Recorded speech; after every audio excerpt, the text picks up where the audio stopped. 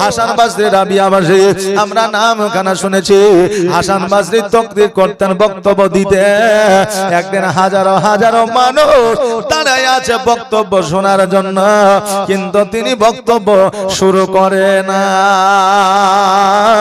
হাসান বসরি উনি একজন পপুলার লোক ছিলেন সেই আমলে উনি একজন আল্লাহ ওয়ালা ছিলেন সেই আমলে উনি একজন আল্লাহর মুমিন বান্দা ছিলেন সেই আমলে উনি একজন আল্লাহর নৈকট্য লাভ করা বান্দা ছিলেন সেই আমলে হাজার হাজার মানুষ ওয়াজ শোনার জন্য বক্তব্য শোনার জন্য দাঁড়িয়ে আছে কিন্তু তিনি বক্তব্য শুরু করেন না এখন মানুষ বললেন হুজুর গো আপনি কেন বক্তব্য শুরু করেন না আজকে আপনার কেন তাকরীর শুরু হয় না হাসান বসরি বলে শোনো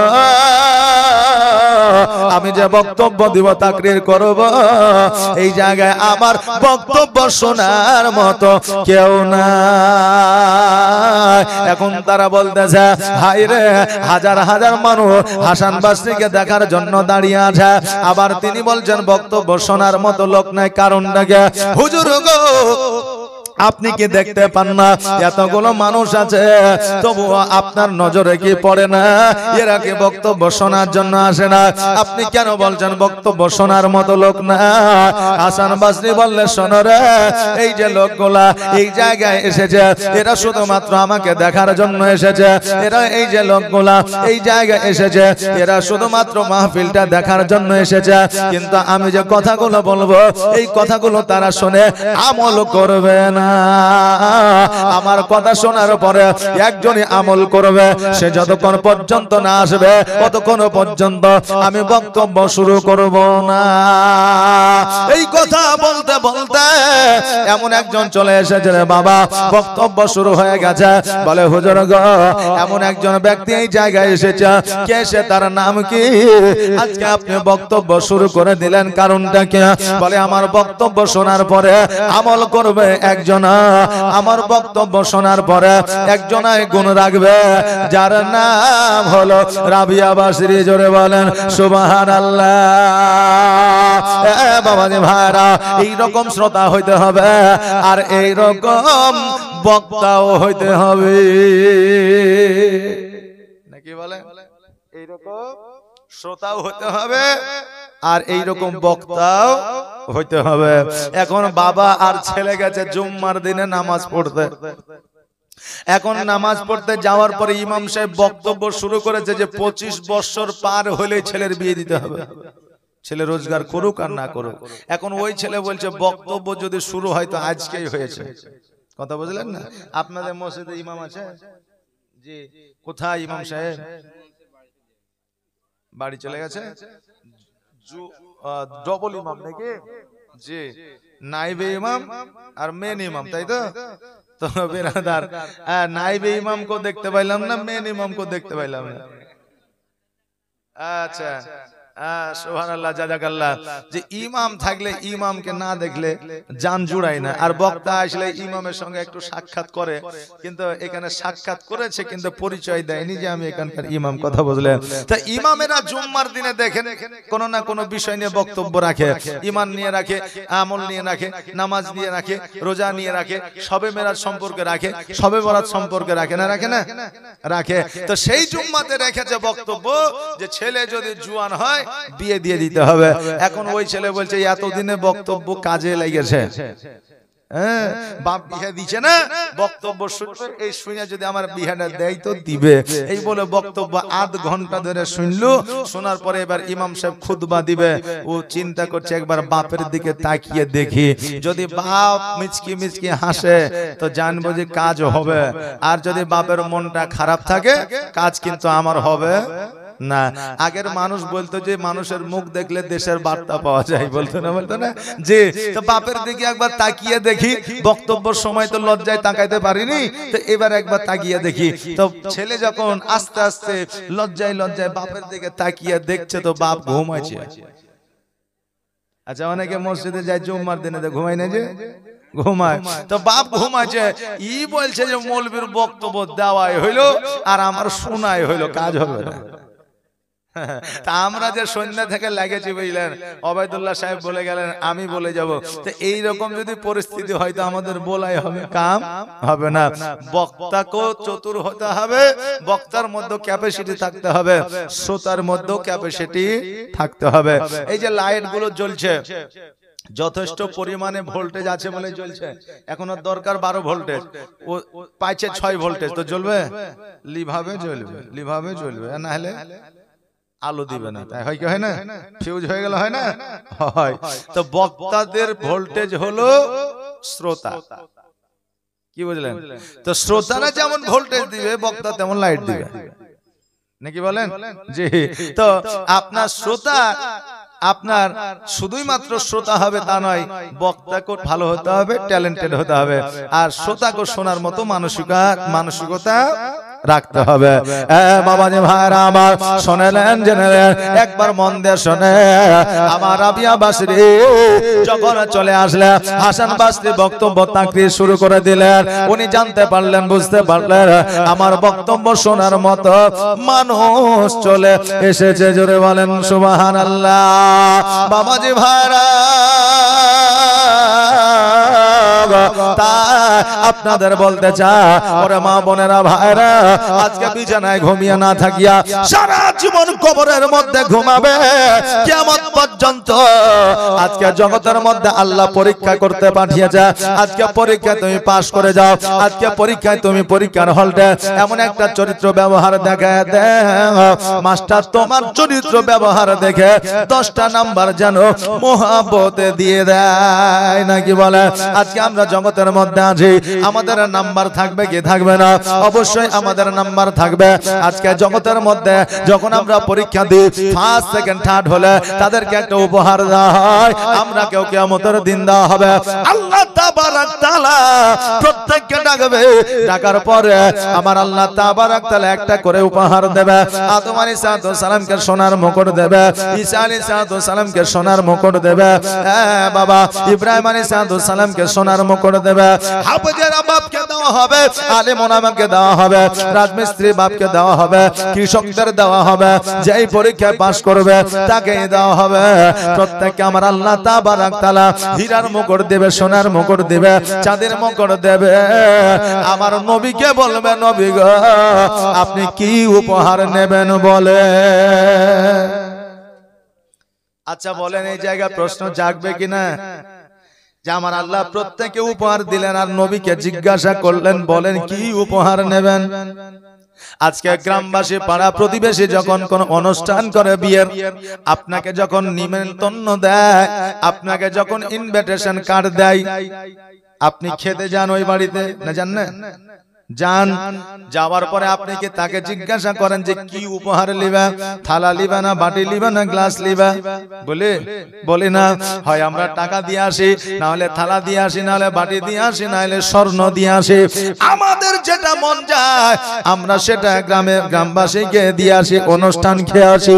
কিন্তু যখন আমাদের নাতি পোতার যখন অনুষ্ঠান হয়, আমরা নাতি পোতাকে জিজ্ঞাসা করি, বল কি নিবি? সাইকেল নিবি না মোবাইল নিবি না সোনা নিবি? নাতিকে জিজ্ঞাসা করে, কিন্তু গ্রামবাসীকে করি না।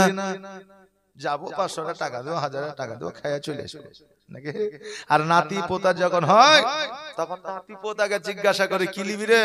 মোবাইল নিবি, সাইকেল না কি নিবি? বল, যেটা নিবি সেটাই দিবে। কেন জিজ্ঞাসা করে? কারণ আমরা নাতি পোতাকে ভালোবাসি, নাকি? বেশি মহব্বত করি, তাকে বেশি আমরা ফলো করি। এই জন্য আমরা জিজ্ঞাসা করে, কি নিবা বলো? তুমি যেটা নিবা সেটাই দিব। আমার আল্লাহ তাবারাক তাআলা প্রত্যেকটা পয়গম্বরদের পয়গম্বর করে বানিয়েছে আমার দয়ার নবী মুস্তাফা সাল্লাল্লাহু তাআলা আলাইহি ওয়াসাল্লামকে। এই জন্য সবাইকে পছন্দ মোতাবেক আমার আল্লাহ উপহার দেবে, কিন্তু আমার আল্লাহ নবীকে জিজ্ঞাসা করবে, হাবিব বলো বলো কি উপহার তুমি নিবা? আমার নবী বলবে আল্লাহ গো আমার সোনার মুকুট চাই না, হীরার মুকুট চাই না, আজকে চাঁদের মুকুট চাই না। ওগো আল্লাহ আজকে আমার গুনাহগার উম্মত উম্মতিকে তুমি জাহান্নাম থেকে জান্নাতবাসী করে দাও, ওটাই আমার জন্য উপহার হয়ে যাবে। জোরে বলেন সুবহানাল্লাহ। বাবা যে ভাড়া তাই বাবা শুধুমাত্র ইসলাম ইতিহাস ফলো করলেও হয় না, কিছুটা জ্ঞান অভিজ্ঞতা আমাদের মধ্যে রেখে দিতে হয়, কিছুটা আপনার জীবনের মাধ্যম দিয়া আমাদেরকে জ্ঞান অর্জন করে নিতে হয়। ইতিহাস শুধু পড়বো কিন্তু ইতিহাসের সাল ইতিহাসের খ্রিস্টাব্দ মনে রাখবো না, কোথায় নবাব সিরাজউদ্দৌলা আপনার কতল হইল এই কথাটা মনে রাখবো না, কিন্তু ইতিহাস পড়ে আমাদের কোনো লাভ হবে না। ঠিক তেমনি আমরা জীবনী শুনবো রাসূলুল্লাহ, জীবনী শোনার পরে যদি জ্ঞান অর্জন না করতে পারি, জীবনী শোনার পরে যদি নবীর মায়ের কথাটা মনে না রাখতে পারি, জীবনী শোনার পরে আমার রাসূলুল্লাহর নামটা যদি মনে রাখতে না পারে, ওই জীবনী শোনার চাইতে না শোনা অনেক ভালো। কিন্তু আমাদের ভারতবর্ষে এমন মুসলমান নাই রে বাবা, যে মুসলমান নবী মুস্তাফার নাম জানে না। প্রত্যেকেই জানে না, জানে না, জানে যে আমাদের আখেরি পয়গম্বর মুহাম্মদ রাসূলুল্লাহ সাল্লাল্লাহু তাআলা আলাইহি ওয়াসাল্লামের নামটা কি আমরা বলে দিব যে মুহাম্মদ সাল্লাল্লাহু আলাইহি সাল্লাম নাকি। কিন্তু বাংলাদেশে এখন এমন মুসলমান আছে যে শেষ নবীর নাম জানে না। একজন সাংবাদিক জিজ্ঞাসা করছে যে আমাদের শেষ নবীর নাম কি, তো উত্তর দিচ্ছে যে আমাদের শেষ নবীর নাম হয়েছে শেখ হাসিনা। বাস্তব বলছে, হ্যাঁ অনেকে হয়তো মোবাইলে দেখেছেন। সাংবাদিক হঠাৎ জিজ্ঞাসা করছে যে আমাদের শেষ নবীর নাম কি বলতে পারবেন, তো বলছে পারবো। তো বলছে বলেন। আমাদের শেষ নবীর নাম হলো শেখ হাসিনা। তাই বলছে যে তো বাংলাদেশ বলে এটা সম্ভব, ওখানে এমনও মুসলমান আছে যে নবীজির নাম জানে না, কিন্তু আমাদের ভারতে এইরকম মুসলমান পাওয়া যাবে না। শেষ নবীজির নাম জানেই তারা, যদি না জানতো তাহলে আজকে সাধারণ মানুষ আপনার আই লাভ মোহাম্মদ বলে আন্দোলন করতো না, করতো যে করতো না। নবীকে ভালোবাসে তাই তারা আন্দোলনে নেমেছে। কত যুবক জেলখানাতে এখনো পর্যন্ত বন্দী আছে নবীর মহব্বতে। জোরে বলেন সুবহানাল্লাহ। আর আজকে নবীকে আমরা এত ভালোবাসি, এলাকায় কমিটির মানুষ, গ্রামের মানুষ এত সুন্দর করে মাহফিল সাজিয়েছে, খাবারের ব্যবস্থা করেছে, বসার ব্যবস্থা করেছে, লাইটের ব্যবস্থা করেছে, ফ্যানের ব্যবস্থা করেছে, কিন্তু আমরা সেই জায়গায় উপস্থিত নাই। এই জন্য কি আমাদের জবাব দিতে হবে কি হবে না? হবে কি হবে না? দিতে অবশ্যই হবে, অনিবার্য দিতে হবে, এর মধ্যে কোনো ছাড় নাই নাই। বেরাদার আমার রাসূল পাক সাল্লাল্লাহু তাআলা আলাইহি ওয়াসাল্লামকে আমাদের ফলো করতে হবে। আমার নবীজিকে যদি আমরা ফলো না করতে পারি আমাদের জীবন ধন্য হবে না, আল্লাহ তাবারাক তাআলার নৈকট্য লাভ করতে পারবো না। নবীর মহব্বত ছাড়া আল্লাহর নৈকট্য লাভ করা সম্ভব নয়। আরে বাবা রে ভাইরা, আমার নবী মুস্তাফা সাল্লাল্লাহু তাআলা আলাইহি ওয়াসাল্লাম প্রতিনিয়ত প্রতিদিন একটা তক্তার উপরে দাঁড়িয়ে থাকতেন। আমার নবীজির বিবিগণ হযরত আয়েশা সিদ্দিকা রাদিয়াল্লাহু তাআলা আনহা গোসল বানায়া দিদা, হযরত খাদিজাতুল কুবরা রাদিয়াল্লাহু তাআলা আনহার সময় আপনার গোসল বানায়া দিতে। বাবারে আয়েশা সিদ্দিকা রাদিয়াল্লাহু তাআলা আনহা একদিন নবীজিকে বললেন, ইয়া রাসূলুল্লাহ আপনি কি গোসল করবেন না? বলে হ্যাঁ। বলে হুজুর গো আমি আপনার জন্য একটু পানি গরম করে নিয়ে আসি, আপনার সুন্দর করে আজকে গোসল বানায় দিব। আসেন আসেন আপনার একটু গোসল বানায় দিয়ে, কারণ তিনারা জানতেন যে আমাদের স্বামীর যদি গোসল আমরা বানায় দিই কাল কিয়ামতের দিনে আমরা সবের নেকির অধিকারী হব। আর বর্তমানে আমাদের মা বোনেরা ইনাদেরকে যদি বলা হয় গামছা আর লুঙ্গিটা নিয়ে আসো, ওই মায়েরা সঙ্গে সঙ্গে বলবে আমার সময়টা কেন বরবাদ করছো? বলবে কিনা বাবা? কিন্তু স্বামীর গোসল বানিয়ে দেওয়া, স্বামীর জন্য পানি আগিয়ে দেওয়া, স্বামীর শরীরে সাবান মাখিয়ে দেওয়া, এটা যে কত সওয়াবের কাজ আমার মা বোনেরা তা জানে না। যদি জানতো স্বামীকে খুশি করলে কি পাওয়া যায়, আমার মা বোনেরা স্বামীকে খুশি করে দিত। কারণ আমার নবী বলে যায়, একজন বিবি যদি স্বামীকে খুশি করে দেয়, আর ওই স্বামী যদি আল্লাহর দরবারে হাত দুখানা তুলে দোয়া করে দেয়, আল্লাহ গো আমার বিবির প্রতি আমি সন্তুষ্ট আছি, আমার আল্লাহ সঙ্গে সঙ্গে ওই বিবিকে একটা হজের সব দিয়া দেয়। জোরে বলেন সুবহানাল্লাহ। আরে আমার মা বোনেরা, এমন কোন কাজ স্বামীর করবেন না যাতে আপনার কাজের জন্য আপনার স্বামী দুঃখিত হয়ে যাবে, ব্যথায় ব্যথিত হয়ে যাবে, এই রকম কাজ করবেন না। যদি এরকম কাজ করে আপনার স্বামী যদি নারাজ হয়ে যায়, আমার রাসূলুল্লাহ নারাজ হয়ে যাবে, আর আমার রাসূলুল্লাহ যদি নারাজ হয়ে যায়, আমার আল্লাহ পর্যন্ত নারাজ হয়ে যাবে। বাবাজি ভাইরা, আমার মায়েরা, আমার আয়েশা সিদ্দিকা রাদিয়াল্লাহু তাআলা আনহা যেন আপনার গরম পানি করে একটা তক্তা বিছিয়ে দিয়েছে আমার নবী মুস্তাফা সাল্লাল্লাহু তাআলা আলাইহি ওয়াসাল্লাম। ওই তক্তার উপরে এসে বসেছে, বসার পরে আমার নবী বলছে, আয়েশা এবার আমার মাথার উপরে পানিটা ঢালো। এবার আমার মা আয়েশা সিদ্দিকা রাদিয়াল্লাহু তাআলা আনহা আমার নবীর মাথা মোবারকের উপরে পানি ঢালতে আছে। ওই পানির সঙ্গে যেন রক্ত আপনার বয়ে যাচ্ছে। জোরে বলেন সুবহানাল্লাহ। আয়েশা বলেন, নবী গো আজকে আপনি সুন্দর করে গোসলটা বানায় না। আমার নবী বলে, আয়েশা রে আজকে আমি গোসলটা বানাবো সুন্দর করে, ঠিক, কিন্তু পানির সঙ্গে যে খুন বয়ে যাচ্ছে, রক্ত প্রবাহিত হচ্ছে, বলো বলো আমার কি কোন জায়গা ক্ষত বিক্ষত হয়ে আছে, কোন জায়গা কি কেটে গেছে? আয়েশা বলে, নবী গো আজকে আপনার কোন জায়গা ক্ষত বিক্ষত হয় না, আপনার কোন জায়গা কাটা না, তবে রক্ত কেন বয়ে যাচ্ছে? আয়েশা বলে, ইয়া রাসূলুল্লাহ আপনি যখন কাঠের উপরে বসতে গেছিলেন, সঙ্গে সঙ্গে ওই কাঠের একটা জায়গা আপনার ফাটা ও চটা ছিল, আমি দেখলাম আপনি বসলে আপনার হয়তো কেটে যাবে, ক্ষত বিক্ষত হয়ে যাবে, ওই জন্য আমি ওই কাটা ওই ফাটা জায়গাটায় পা দিয়েছি, আপনি আমার পায়ের উপরে বসে আছেন। নবী গো আজকে ওই ফাটা জায়গাটার চোটে আজকে আমার পা কেটে গেছে, এই যে রক্তটা প্রবাহিত হয় এটা আপনার শরীর থেকে নয়, এটা আমার শরীর থেকে। জোরে বলেন সুবহানাল্লাহ। নবী আমার বলে, আয়েশা তুমি কেন আমাকে বলো না তোমার পা থেকে রক্ত বয়ে যায়? আয়েশা বলে, নবী গো আজকে যদি আপনাকে বলে দেন আপনি আমার পায়ে থেকে উঠে পড়ে, আপনার জন্য আমার পাটা কেটে গেছে, আমার পা থেকে রক্ত বার হচ্ছে, ইয়া রাসূলুল্লাহ এই কথাটা যদি আপনি নারাজ হয়ে যান আমার জীবন বরবাদ হয়ে যাবে, কিয়ামতে জবাব দিতে পারবো না। আরে বাবা, বিবি কাকে বলে একবার দেখেন, উনারাও বিবি ছিলে, উনারাও মহিলা ছিলে, আর আজকে আপনার ঘরে আমার ঘরে যে মা বোনেরা আছে তিনারাও বিবি, তিনারা আপনার মায়ের যা, কিন্তু তিনাদের মধ্যে বর্তমানে মা বোনদের মধ্যে পার্থক্য আছে না নাই? আছে না নাই? আছে না নাই? আস্তে করে বলেন দেখি। এখন বলছেন আছে না নাই বলতে গেলে হয়তো বিবির কাছে অর্ডার নিতে হবে। একজন প্রশ্ন করছে, তোরা বিবিকে দেখে কে কে ভয় পাস, একবার হাত উঠা দিনি। ছিল বাবা 4 জনা, 3 জনা হাত তুলেছে, একজনা তুলেনি। তুই কেন হাত তুলছিস না? শুধু এই 3 জনায় বিবিকে ভয় করিস, তুই কি করিস না?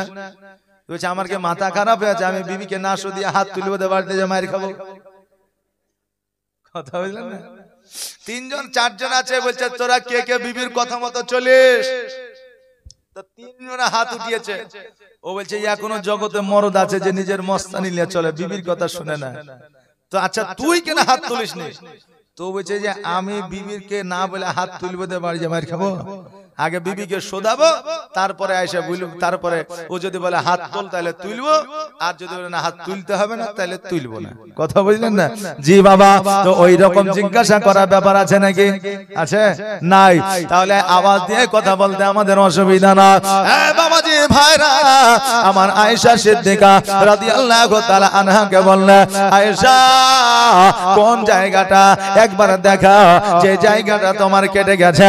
আমার আয়েশা সিদ্দিকা রাদিয়াল্লাহু তাআলা আনহা যেন বাবা আপনার পাখানা দেখা দিলে, আমার নবীজি থুতু মোবারক লাগিয়ে দিলে, আর যেমন থুতু মোবারক লাগিয়ে দেওয়া আয়েশা কিতাবের মধ্যে বর্ণনা করেছে, খোদার কসম করে বলে আমার কাটা জায়গায় ছেঁড়া জায়গায় যখন আমার নবী থুতু মোবারক লাগিয়ে দিলেন, আমার ওই কাটা জায়গাটা রক্ত পড়া তো দূরের কথা, একটু দাগ পর্যন্ত ছিল না।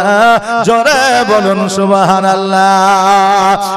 বাবা, আজকে আমার নবীজি থুতের পাওয়ার যদি এত হয়, আমার নবীর পাওয়ার কত ছিল।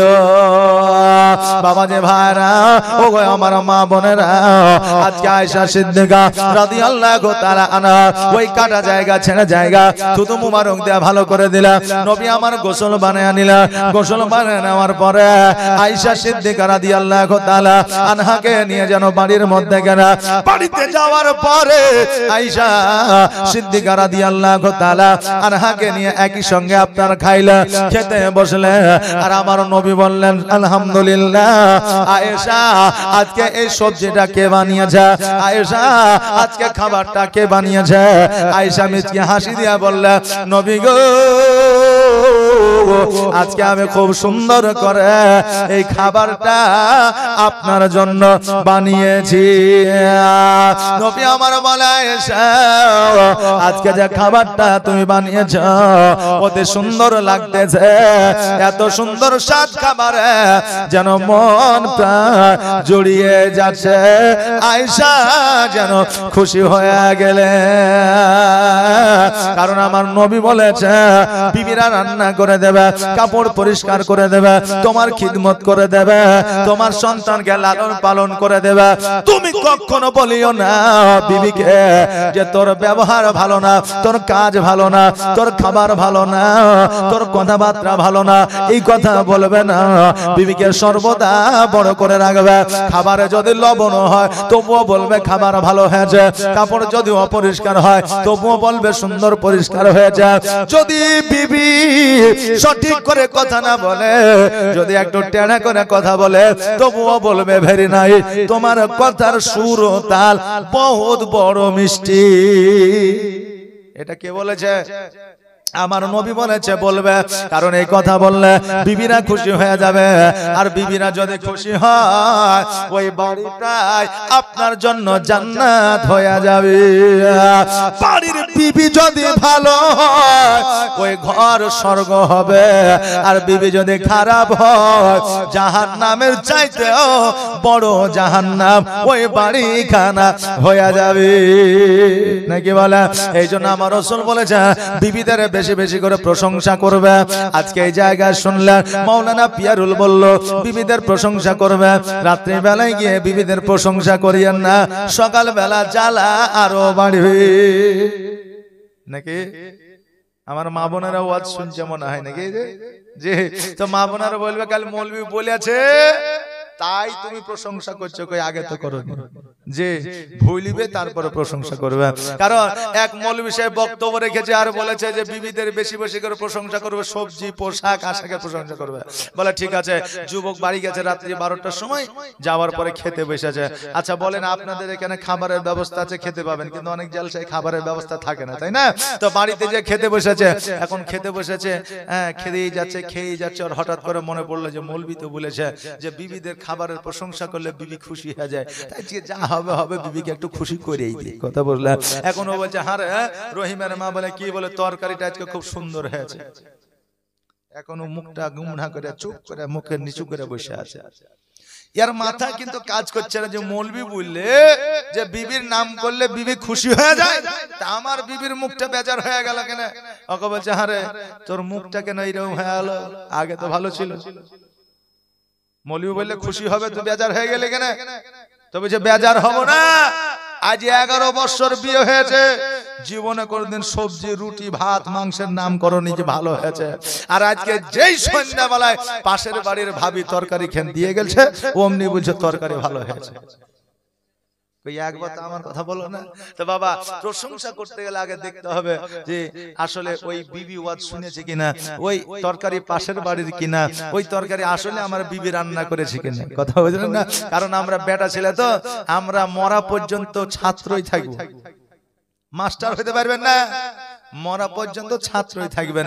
এদিকে মা মনে করবে বিবি শিখেছে, আর বিবি মনে করবে মা শিখেছে। কি বুঝলেন? মানে সারা জীবন আমরা ছাত্র বেটা ছেলে, কোনদিন শিক্ষক হইতে পারবো না। এই জন্য বাবা ভাইরা, আমার মা বোনেরা, আপনাদের একটা কথা বলে যা, আমার নবী মুস্তাফা সাল্লাল্লাহু তাআলা আলাইহি ওয়াসাল্লাম বিবিদের প্রশংসা করতে বলেছে, নাম করতে বলেছে। কারণ আমার নবী বলেছে, উম্মাত উম্মতিরা রে, আবার আল্লাহ তাবারক তাআলা জগতের মধ্যে সবচাইতে বড় নিয়ামত একজন মহিলাকে বিবি রূপে তোমার কাছে পাঠিয়েছে। জোরে বলুন সুবহানাল্লাহ। আহারে বাবাজি ভাইরা, আজকে ওই আয়েশা সিদ্দিকা রাদিয়াল্লাহু তাআলা আনহা আমার নবীজিকে বললেন, ইয়া রাসূলুল্লাহ, ইয়া হাবিবাল্লাহ, নবী গো, আজকে আমার প্রশংসা করেছে, কিন্তু মাঝে মধ্যে আপনি দেখেন হযরত খাদিজাতুল কুবরা রাদিয়াল্লাহু তাআলা আনহার আপনি প্রশংসা করা। নবী গো, ওই খাদিজাতুল কুবরা রাদিয়াল্লাহু তাআলা আনহা কতদিন আগে ইহ জগৎ ছেড়ে পরজগৎ গমন করেছে, তবু আপনি তার প্রশংসা করতে ভুলেন না, তবু আপনি তার নাম করতে ভুলেন না, আপনি তার ঘন ঘন নাম করেন। কারণটা জানতে চায়। আমার মধ্যে কোনো হিংসা নাই, বিবাদ নাই, খাদিজার প্রতি আমার কোনো রাগ নাই। নবী গো, আপনি কেন এত ঘন ঘন প্রশংসাটা করেন একবার বলে। আমার নবী বলে, আয়েশা, আজকে কেন কিয়ামত পর্যন্ত আমার খাদিজার প্রশংসা আমি নবী করব। এই জন্য করব, খাদিজা জগতের মধ্যে যা করেছে আজও পর্যন্ত কোন বিবি আমার জন্য করে না। কারণ তার যত রাজ দরবার ছিল, টাকা পয়সা জমি জায়গা ছিল, সবকিছু ইসলামের জন্য দান করে দিয়েছে। আমার এত খিদমত করেছে, আমার এত সেবা যত্ন করেছে, এই সেবা যত্ন খিদমত গুলা আমি কেমন করে ভুলবো। একজন বিবি মরা পর্যন্ত আপনার সাথী হয়ে থাকবে, মরা পর্যন্ত সাথী হয়ে থাকবে। আজকে আপনার রক্তের পাওয়ার আছে, রক্তের গরম আছে, আজকে আপনার ক্ষমতা আছে বলে আজকে ওই বিবিকে ধরে মারা, আজকে ওই বিবিকে গালিগালাজ করা, আজকে ওই বিবিকে বাড়ি থেকে বার করে দেয়। কিন্তু আপনি যখন বৃদ্ধ হবে, 60 বছর 65 বছর যখন বয়স হবে, একজন বিবির বয়স তখন 50 থেকে 55 বছর থাকবে, তখন ওই বিবি কিন্তু আপনার মতো বৃদ্ধ হবে না। তখন আপনার সেবা করার মতো জগতে আর কেউ থাকবে না। আপনার সেবায় যদি যুক্ত হয়ে যায়, আপনার বিবি যুক্ত হবে, দ্বিতীয় কেউ হবে না। এখনো যদি ওই বিবির প্রতি অত্যাচার করে, এটার ইফেক্ট আপনার ওই বিবির প্রতি পড়বে। বৃদ্ধ যখন হবে, তার মনে যদি রাগ থেকে যায়, আপনার পায়খানা বিছানায় পড়ে থাকবে, বাথরুমে যাবে না। জোয়ান কালে মারেছিলি, এখন কেমন লাগছে? অনেক বিবি আছে, বলবে না? বলবে না? বলবে। আরে বাবা, অনেক সময় খবরে দেখা যায়, মোবাইলে দেখা যায়, বিবিকে এমন করে মেরেছে, হাত ভেঙে দিয়েছে, পা ভেঙে দিয়েছে। আজকে একটা খবর দেখছিলাম রে বাবা, হঠাৎ করে মোবাইলে চলে এসে, আপনি দেখেন আর না দেখেন, মোবাইলে অটোমেটিক চলে আসবে। বাবা, স্বামী বিবিকে মেরেছে, মারার পরে কীটনাশক আপনার মুখের মধ্যে ঢেলে দিয়েছে, আপনার মৃত্যুর মধ্যে ওই মেয়েটাকে ঠেলে দেওয়ার চেষ্টা করা হয়েছে, কিন্তু মেয়েটা পার্শ্ববর্তী এলাকার সাহায্যে আপনার থানায় পৌঁছে গেছে, বেঁচে গেছে। আমি মনে মনে একটা চিন্তা করলাম, হায় রে মানুষ, আজকে যে বিবির সঙ্গে 10 বছর 12 বছর 15 বছর সংসার করে, ওই বিবিকে কেমন করে এইভাবে মারতে পারে? কারণ বাড়িতে যদি একটা মানুষ বিলাইও পুষে, অনেক মানুষ বিল্লি পুষে না, পুষে কিনা? অনেক মানুষ কুকুরও পুষে, যারা বড় ধনী টাকা পয়সা ওয়ালা আছে তারা কুকুর পুষে। আবার দেখুন অনেক মানুষ ছাগল পুষে, গরু পুষে। তো ওই ছাগল গরু এগুলা তো দূরের কথা, মুরগি মা বোনেরা পোষে, তো ওই মুরগি যদি একটা শিয়ালে নিয়ে চলে যায় তো 7 দিন পর্যন্ত ওই মা বোনের মনটা খারাপ থাকে না, থাকে না? একটা বিলাইকে যদি ঠিক টাইমে খাইতে না দেয় তো আমরা বাড়ি থেকে চলে গেছি, বিলাইটা একা আছে খাইতে পেয়েছে, নাই তাড়াতাড়ি করে চেটে ভাত দে তো, বলি কি বলে না? এই মানুষ, একটা বিলাইকে তুমি পোষো, এই জন্য তোমার এত মহব্বত।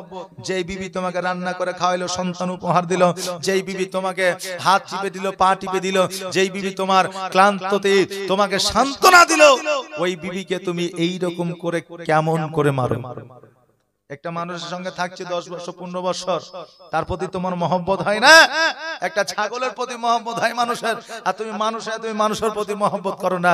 এগুলো আসলে মানুষ না, এগুলো হচ্ছে মানুষধারী জানোয়ার। জোরে বলেন নাউজুবিল্লাহ।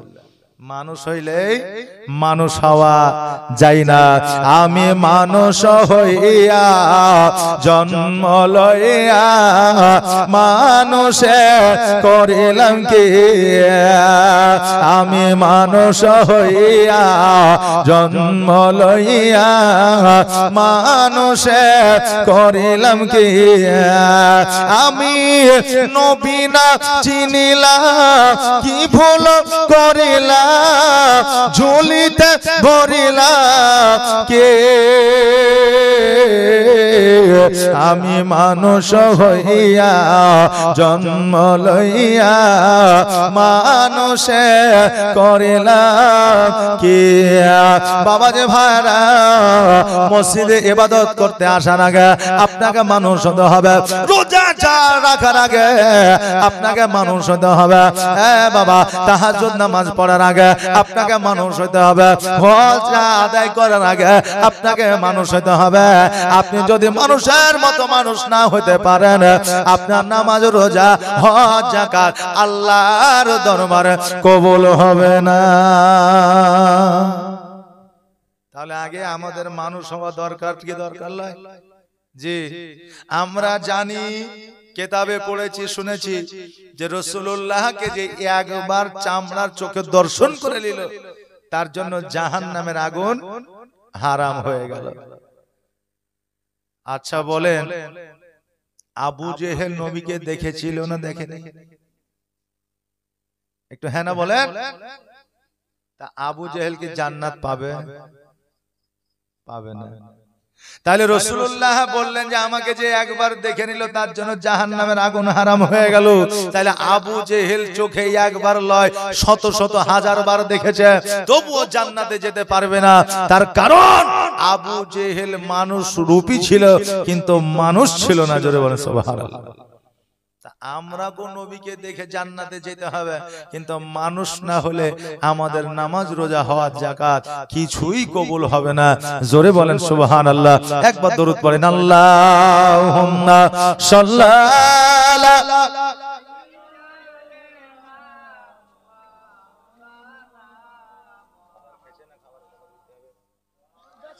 ওয়ালা আলা সাইয়্যিদিনা মাওলানা মুহাম্মদ।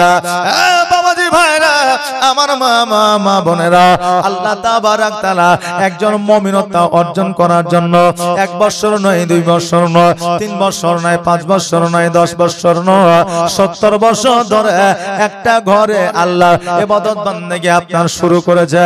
70 বছর আল্লাহর ইবাদত করেছে। আল্লাহর ইবাদত করার পরে আল্লাহর নৈকট্য লাভ করেছে। আল্লাহর নৈকট্য লাভ করার পরে আল্লাহকে খুশি করেছে। আর আল্লাহকে খুশি করার পরে জগতের মধ্যে বার হয়ে গেছে। আর জগতের মধ্যে বার হয়ে যাওয়ার পরে রাস্তা দিয়ে যেন আপনার চলতে আরম্ভ করেছে। রাস্তা দিয়ে চলতে চলতে একজন নারী দেখে ওই ব্যক্তির পছন্দ হয়ে গেছে। বাবারে, পর নারীকে দেখা আমাদের জন্য নেকির কাজ না গুনহার কাজ? জি, গুনহার কাজ।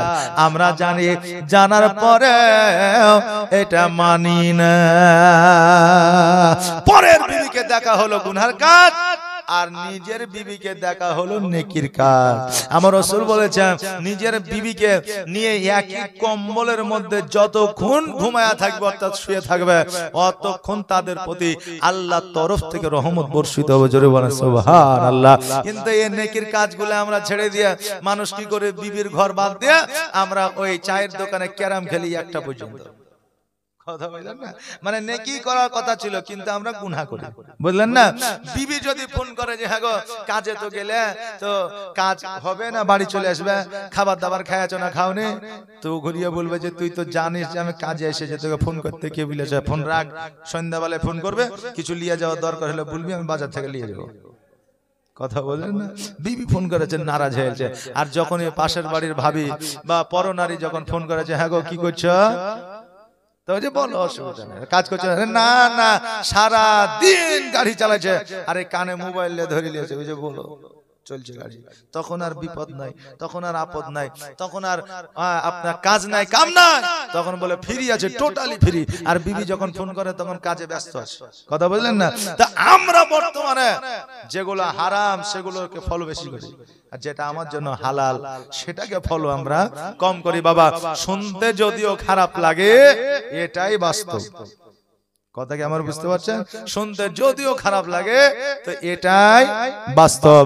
হ্যাঁ বাবাজি ভাইরা, ওই আল্লাহর বান্দা একজন নারীকে দেখলো, আর নারীকে দেখার পরে ওই নারীটাকে পছন্দ হয়ে গেল। ওই নারীটাকে যখন পছন্দ হয়ে গেল, ওই নারীটাকে আপনার প্রস্তাব দিল, নারী যেন রাজি হইল না। এবার যখন রাজি হইল না, টাকা পয়সার আপনার প্রলোভন দিল, ওই মহিলা টাকা পয়সার প্রলোভনে যেন রাজি হয়ে গেল। বলে তুমি তো ফকির ধরবে, তোমার মুখে দাঁড়িয়ে আছে, তোমার মাথায় টুপি আছে, তোমার গায়ে পাঞ্জাবি আছে, তোমাকে আমি বিবাহ করব না। তবে যখন তুমি আমাকে টাকা পয়সা দিতে আছো, তোমার সঙ্গে শারীরিক সম্পর্ক করব, কিন্তু বিয়ে আমি করব না। ওই আল্লাহর বান্দা বললে শোনো রে, তোমাকে আমারও পছন্দ, ওতে বিয়ে করো আর না করো, আমার সঙ্গে যদি একবার শারীরিক সম্পর্ক করো তাতে আমি খুশি হয়ে যাব। এবার বাবা টাকার বিনিময়ে ওই মহিলার সঙ্গে শারীরিক সম্পর্ক করলাম, তারপরে সে বুঝতে পারল এটা আমি বড় অন্যায় করেছি। দেখবেন অনেক ভুল আছে, ভুল করার পরে আমরা বুঝতে পারি এটা ভুল করেছি, বুঝতে পারি না পারি, কিন্তু বুঝে কি আর কিছু করার আছে, কারণ গুনাহটা তো আমি করে ফেলেছি, তাই না? আল্লাহর কাছে ক্ষমা চাইতে হবে। এমন গুনাহ আছে যে গুনাহ আল্লাহ কোনোদিন maaf করে না, জেনার গুনাহ আল্লাহ maaf করে না, সুদের গুনাহ আল্লাহ maaf করে না, পিতামাতার সঙ্গে অন্যায় করা maaf করে না। আল্লাহ তাবারক তাআলা বাবারা পরের হক মারা গুনাহকে আপনার maaf করে না। পরের হক মেরে এসে মসজিদে যতই উজু করে পবিত্র হওয়ার চেষ্টা করেন না কেন, আপনি পবিত্র হতে পারবেন না। পরের হক মেরে এসে মসজিদে 70 বছর কেন 70,000 বছর আপনি ইবাদত করেন, তবুও এই ইবাদত আল্লাহর দরবারে কবুল হবে না। আহারে পরের হক মেরে সারা জীবন চাকরি করেছে, পরের হক মেরে খেয়েছে, শেষ বয়সে মসজিদে এসে হজ করে আল্লাহর কাছে দোয়া করে, আল্লাহ আমাকে জান্নাতবাসী করো। জান্নাত মনে হয়েছে তার বাপের কিনা, সারা জীবন হক মেরে এলো আর শেষ বয়সে বলছে আল্লাহ জান্নাত দিও। যুবক শোনে না, প্রয়োজনে ভিক্ষা করে খাও, কিন্তু ভাইয়ের হক মেরে খেও না। প্রয়োজনে যদি হাত কেটে দিয়ে দিতে হয় তবুও দিয়ে দাও, কিন্তু মা বাবার হক মারিও না। প্রয়োজনে যদি মুন্ডু দিয়ে দিতে হয় তবুও দিয়ে দাও, কিন্তু বোনের হক মারিও না, কারণ হক মারার ক্ষমা আমার আল্লাহ কোনোদিনও করে না। জোরে বলুন সুবহানাল্লাহ। বাবারে কিছু গুনাহ আছে যেই গুনাহ আল্লাহ তাবারক তাআলা maaf করে না। এবার ওই বান্দা আল্লাহকে বলে আল্লাহ গো আমি বড় অন্যায় করে দিয়েছি, ভুল করে দিয়েছি, আল্লাহ আমাকে তুমি দয়া করে ক্ষমা করে দাও। আল্লাহ তাবারক তাআলা যেন ক্ষমা করে না। একটা মিনিটের জন্য সাময়িক সুখের জন্য 70 বছরে ইবাদত বর্ষ হয়ে গেল 70 বছরে নৈকট্য আল্লাহ লাভ করেছিল সেটা যেন আপনার দূর হয়ে গেল এবার ওই ফকির পাগল হইয়া রাস্তায় রাস্তায় যেন ঘুরতে লাগলো এক সপ্তাহ পরে একটা জায়গায় আরাম করার জন্য বসেছে ওই জায়গায় বাবা 12টা ফকির আছে কয়টা বললাম 12টা ফকির আছে ওই 12টা ফকির নিয়ে যেন আপনার বসে আছে এবার ওই ফকির গুলোকে একটা ধনী মানুষ সন্ধ্যায় আপনার 12টা রুটি দিয়ে যায় সকালে একবার 12টা রুটি দিয়ে যায় সন্ধ্যাবেলা ওই রাজবাড়ি থেকে যখন আপনার 12টা রুটি এসেছে একটা করে রুটি দিয়েছে কিন্তু একটা রুটি যেন একটা ফকির পায় না কেমন করে পাবে কারণ তখন ছিল 12টা আর একটা ফকির এসেছে দিয়ে হয়ে গেছে 13টা কিন্তু রুটি তো এনেছে 12টা কথা বুঝলেন না এবার ওই ফকির বলতে আল্লাহ গো আমি প্রতিদিন সকাল বেলায় একটা রুটি পাই সন্ধ্যা বেলায় একটা রুটি পাই কিন্তু আজকে একটা রুটি তো আমি পাইলাম না হয়তো কেউ একটা রুটি চুরি করেছে চুরি যদি না করে রুটি তো কমবে না আর ওই রাজবাড়ি থেকে 12টা রুটির কম আসবে না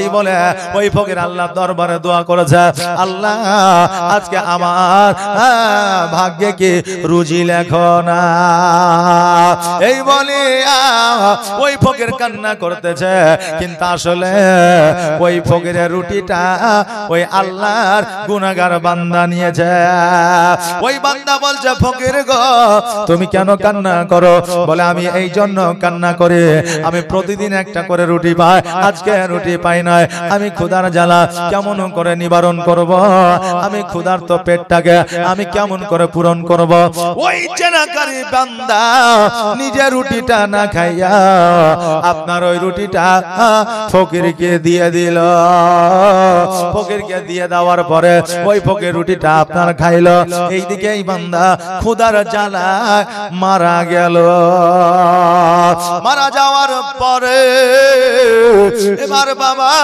আল্লাহর ফেরেশতারা তার নেকিগুলো নিয়ে গেছে গুনাহগুলো নিয়ে গেছে যাওয়ার পরে ওই আপনার মিজানের পাল্লায় তুলে দিয়েছে দাড়ি পাল্লায় তুলে দিয়েছে বাবারে তার জীবনের সব গুনাহ আল্লাহ maaf করে দিয়েছে কিন্তু জেনার গুনাহটা আল্লাহ maaf করে না ফেরেশতারা বলতেছে আল্লাহ গো এর তো 70 বছর ধরে ইবাদত করেছে নাকি আছে 70 বছরে কিন্তু একটা দিনের গুনাহ আছে যেটা হলো জেনা ওই গুনাহটাকে এক পাল্লায় দিয়েছি তার নেকিগুলোকে এক পাল্লায় দিয়েছে আল্লাহ কয়েক মিনিটে গুনাহ দিয়েছি আমি এই দাড়ি পাল্লা আর 70 বছরের নেকি দিয়েছি দাড়ি পাল্লা কিন্তু 70 বছর নেকির চাইতে কয়েক মিনিটের গুনার পাল্লা ভারী হয়ে গেছে আল্লাহকে বলে আল্লাহ গো কি করব এবার বলে এই বান্দা তো জাহান্নামী হবে